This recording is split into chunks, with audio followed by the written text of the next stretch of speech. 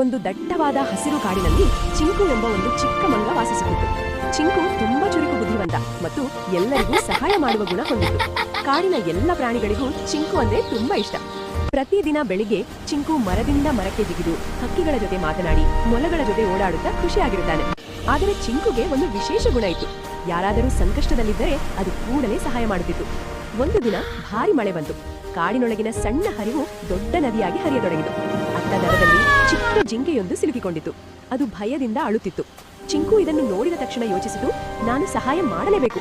ಚಿಂಕು ದೊಡ್ಡ ಎಲೆಗಳು ಮತ್ತು ಬಳ್ಳಿಗಳನ್ನು ಬಳಸಿ ಒಂದು ಸಣ್ಣ ಸೇತುವೆ ಮಾಡಿತು. ತನ್ನ ಚುರುಕಿನಿಂದ ಮರದ ಮೇಲಿಂದ ಹಾರಿ ಜಿಂಕೆಯ ಬಳಿಗೆ ತಲುಪಿತು. ನಿಧಾನವಾಗಿ ಜಿಂಕೆಯನ್ನು ಹಿಡಿದು ಸುರಕ್ಷಿತವಾಗಿ ಇನ್ನೊಂದು ದಡಕ್ಕೆ ಕರೆತಂದಿತು. ಜಿಂಕೆ ತುಂಬಾ ಸಂತೋಷದಿಂದ ಹೇಳಿತು, ಚಿಂಕು, ನೀನು ನನ್ನ ಜೀವ ಉಳಿಸಿದ್ದೀಯಾ. ಇದನ್ನು ನೋಡಿದ ಕಾಡಿನ ಎಲ್ಲ ಪ್ರಾಣಿಗಳು ಚಿಂಕುಗೆ ಶಬಾಷ್ ಎಂದವು. ಅಂದಿನಿಂದ ಆ ಕಾಡಿನಲ್ಲಿ ಎಲ್ಲರೂ ಒಗ್ಗಟ್ಟಾಗಿ ಸಂತೋಷವಾಗಿ ಬದುಕತೊಡಗಿದರು.